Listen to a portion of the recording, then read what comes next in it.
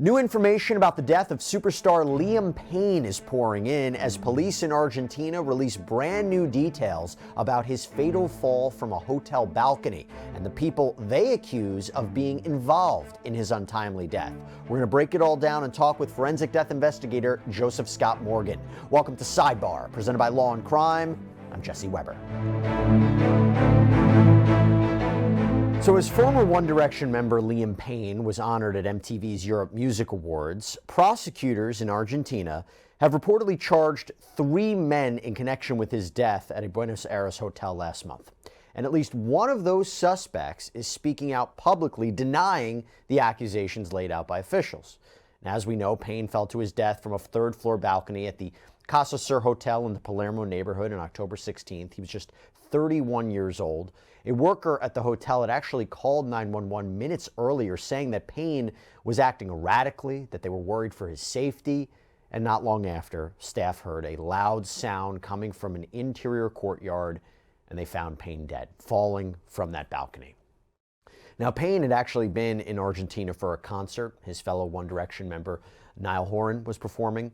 Payne's American girlfriend, Kate Cassidy, had traveled with him, and their short stay that started at the beginning of the month turned into 2 weeks, and eventually Cassidy flew back to the United States, and it was days later when Payne would be found dead.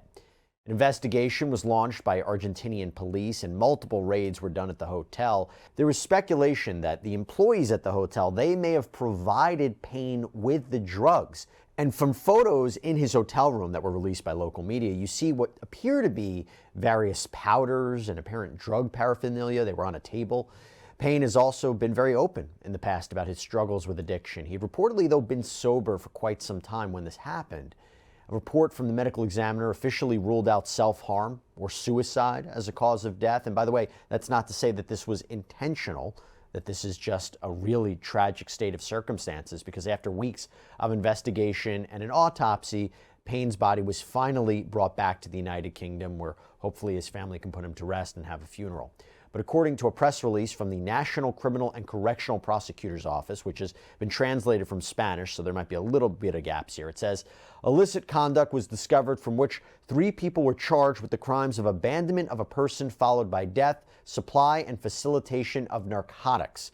According to the release, a detailed analysis was done on more than 800 hours of video footage from security cameras in and around the hotel. Investigators also did a forensic analysis of Liam Payne's cell phones, digging into his calls, his texts, his social media history. And they also took a look at who may have accompanied him to the hotel restaurant and bar before he died, what they ordered. By the way, as you know, we've been following the investigation into Liam Payne's death since the very beginning, and can't tell you how much we appreciate you guys coming to us for that. But also, I got to call out our sponsors, because it's with their support that allows us to keep on doing this. And for that, let me call out and highlight Upside. Now, if you don't know what Upside is, it's awesome. It is a free app that helps you get cash back when you buy gas, groceries, food. This is real cash back. It's actual money that appears in your Upside app that you can then transfer right into your bank account. Look, I used Upside to find a gas station. I claimed an offer, pay with my credit card at the pump, follow the steps on the app, I got cash back. And you can use Upside at all different kinds of places, restaurants, convenience stores. So to find out how much you could earn, click the link in the description to download Upside or scan the QR code on screen and use our promo code SIDEBAR, and you'll get an extra 25 cents back on every gallon on your first tank of gas. Hope you can check it out. The prosecutor's office has said that 3 people are now under investigation in connection with Liam Payne's death. They have been identified by media outlets in Argentina as a waiter named Brian Nahul Pais, Payne's friend Rogelio Roger Norez, and a hotel worker named Esquiel David Pereira. And to talk about this, these 3 suspects, what they're facing, the latest in this investigation, I want to bring back in Joseph Scott Morgan, forensic death investigator from Jacksonville State University. He's also the host of the Body Bags podcast. Joseph, it's good to see you. We've been following every aspect of the Liam Payne investigation as it develops. So now with these new developments, and you're seeing it from different angles, what has come out that has surprised you? Well, this recent development relative to this individual that they have essentially charged but no arrest, and it kind of reads like this: it's an abandonment of a person followed by death.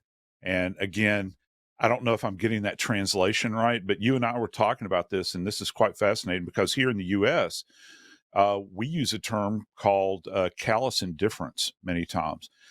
In order to, I think, charge someone with this, there has to be, or the authorities would have to think that this individual had assessed them and should have been aware that the individual was in distress.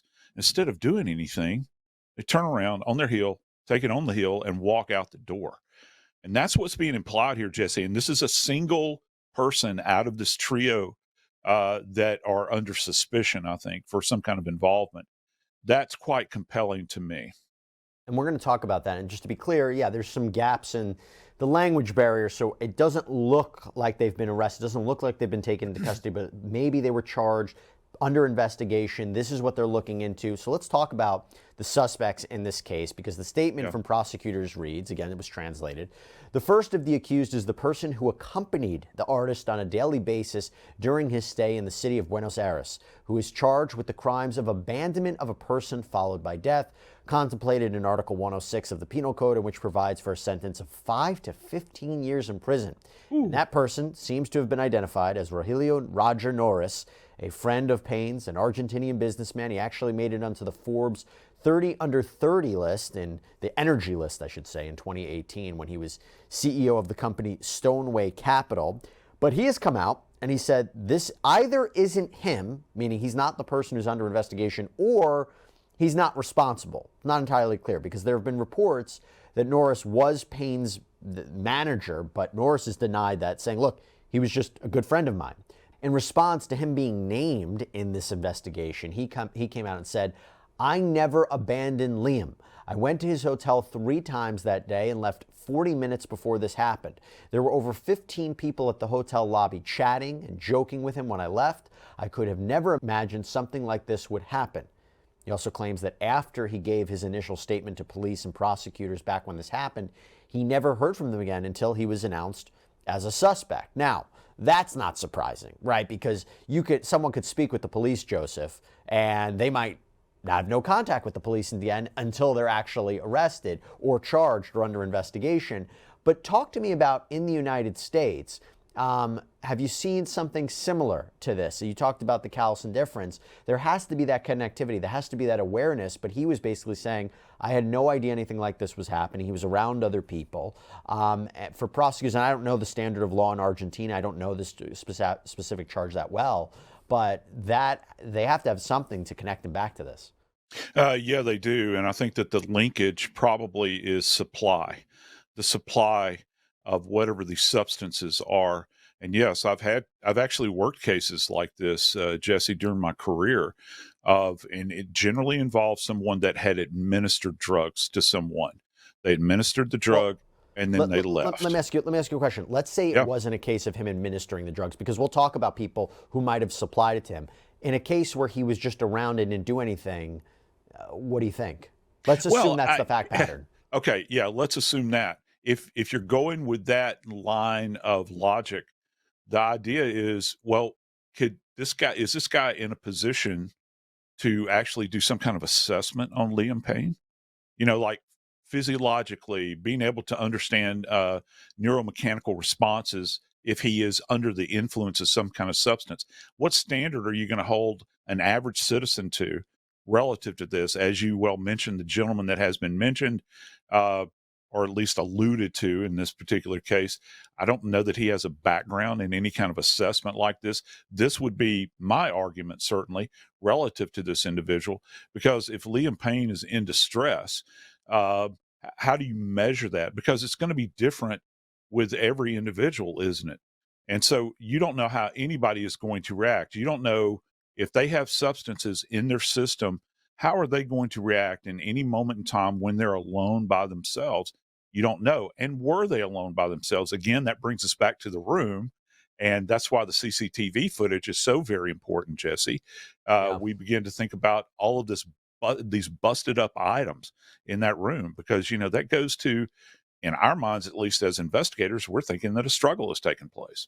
And they had to have known, or what they might be saying, whether it's from the CCTV footage or the communications from Liam Payne, that this guy, Mr. Norris, had an understanding that Liam Payne was on drugs and maybe a danger to himself and others. I imagine that's what they're saying because, look, comparing it to something recent, the Matthew Perry case, everybody who was charged in the Matthew Perry case either supplied him drugs or administered the drugs. It wasn't like they just had an awareness of what he was up to and didn't do anything. So I feel like maybe it's different in Argentina, but again, I don't know if there's alleging that Norris had some Jesse, direct well, I connection have to the to drugs. I have to interject something here. We have to think about Liam Payne's status worldwide. Okay. Yeah. And the officials have to be seen as if they are doing something about this, because this is a real stain for them. You know, when you think about it, this guy comes to our country and this happens to him. People are going to be demanding answers. You know, just in the social media world alone, the tempo of this thing is quite markedly substantial here because of his notoriety and fame. Argentina, the people there, they're aware of this. Okay, they know that this is going on, so this could potentially give them a black eye. I don't know if they're just like, you know, casting a wide net to see how many fish they can catch, or if they just want to give the appearance that they're doing something, or if this is actually a true investigation. Yeah. Well, let's talk about the other two people under investigation. So according to prosecutors, quote, the second defendant is a hotel employee who must answer for 2 proven supplies of cocaine to Liam Payne during the period he was at the hotel. And the third, also a drug supplier, is accused of 2 other clearly proven supplies during 2 different times on October 14th. Both were charged with the crimes of supplying narcotics 2 acts each.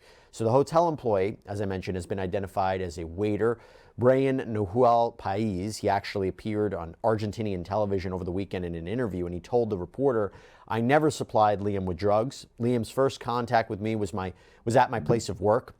We swapped details, saw each other later that night. It was all normal. He came down from his hotel room to fetch me because I had got lost. Now, Pais says that while they did hang out, while they did do drugs together, he says he wasn't Payne's dealer. And Pais told the reporter, we got together there and he showed me some of the music he was going to bring out. I've heard people saying he was taking drugs, but the truth is that when he got to the restaurant where I was working, he was already under the effects of drugs and he didn't actually eat anything. We took drugs together, but I never took drugs to him or accepted any money. Joseph? Yeah, that's a real delineation, isn't it, in this particular case? How is it that Liam Payne, who is a foreign national that comes into the country, how does he have access to any kind of illicit substance in this environment? Who is that point of contact for him? The fact that this guy is actually saying that he did drugs with him is kind of interesting, because you would have to understand that there is a central point of confluence here relative to these events. Where did the drugs originate from? And this guy's saying that, well, maybe I didn't supply them to him. Does he mean that Liam is sharing his drugs with him? So this guy, you would think, because he is a local, would have an awareness of a source. Where was this individual getting his supply of drugs from? I'm really curious, Jesse, did they go back to this individual's place of residence? Did they serve a warrant there? Did they search his home, try to find drugs there? And here's the real thing.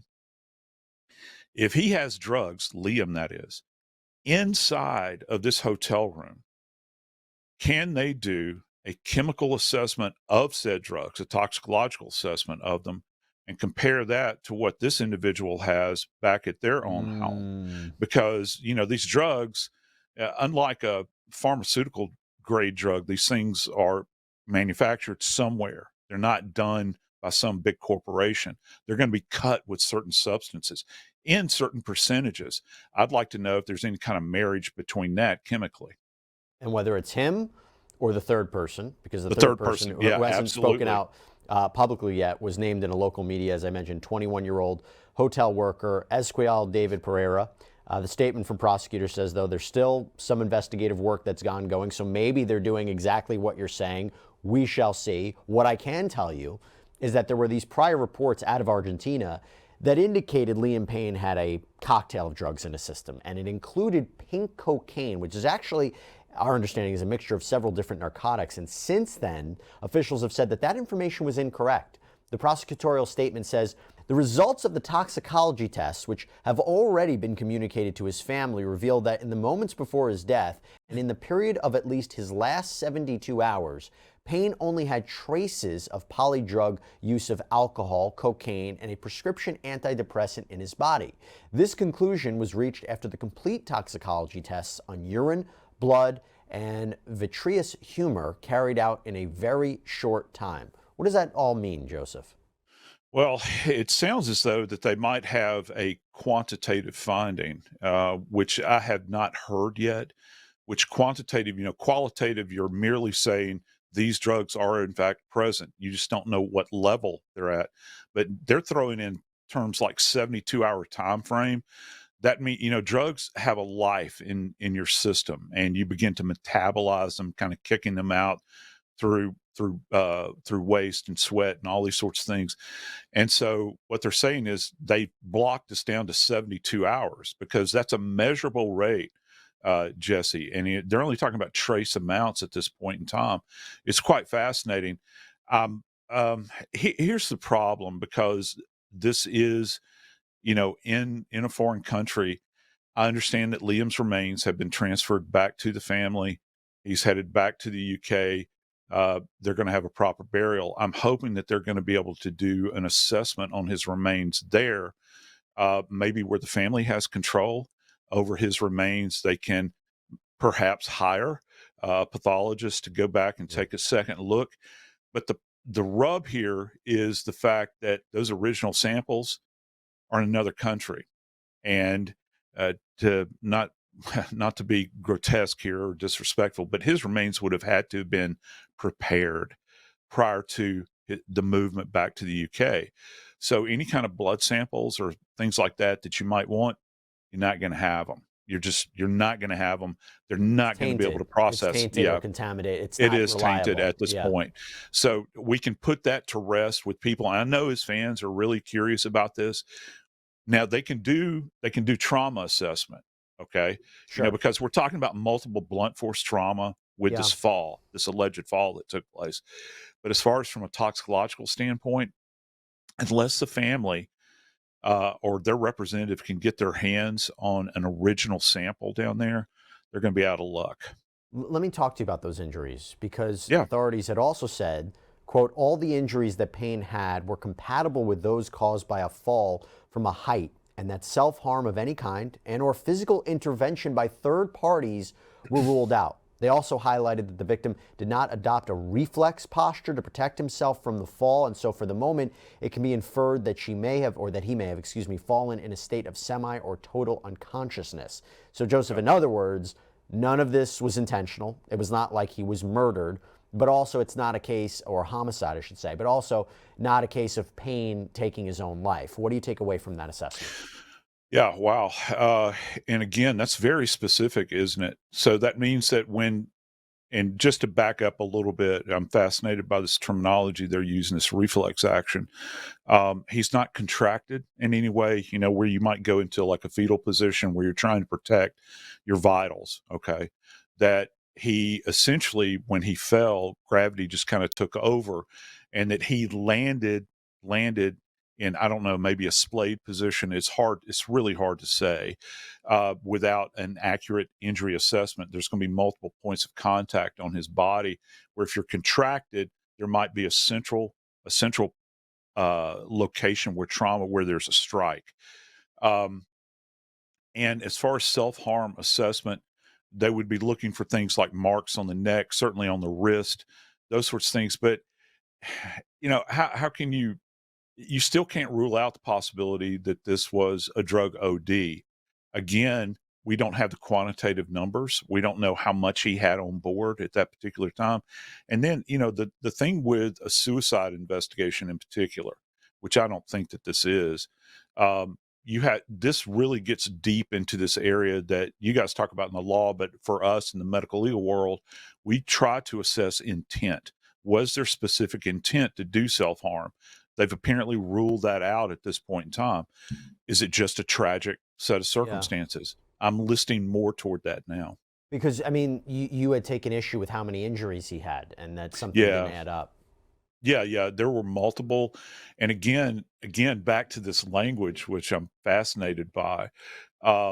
If he is in this posture, then that would explain, that would put a finer point as far as assessment of the injuries relative to points of contact when he impacted with that surface below.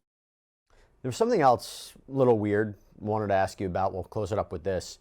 Because it was revealed over the weekend that his Rolex watch is missing. Now, he has been seen in CCTV footage leading up to his death, but he wasn't wearing it when he fell. So he had it on seemingly all this other time. And investigators say that they have searched the homes, I believe, of the suspects we're talking about, but also they've searched the homes of female escorts that he was with, too, or apparently was with. They still can't find it. This is a watch worth reportedly 30,000 pounds. So talk to me about the significance of that aspect of this case. A weird little detail.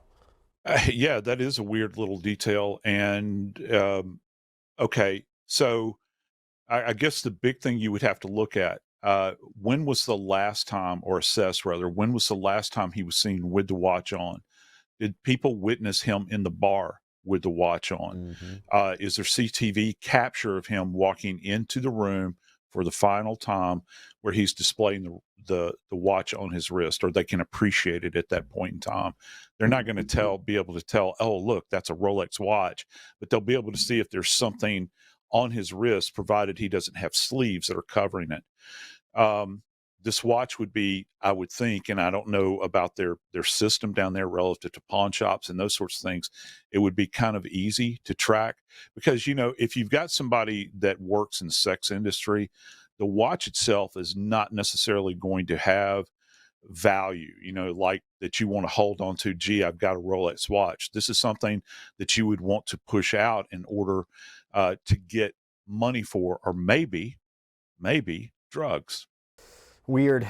Let's see where this goes. It's a little bit of a language barrier. It's a little bit of a different legal system. So we're trying to make sense of it the best way we can.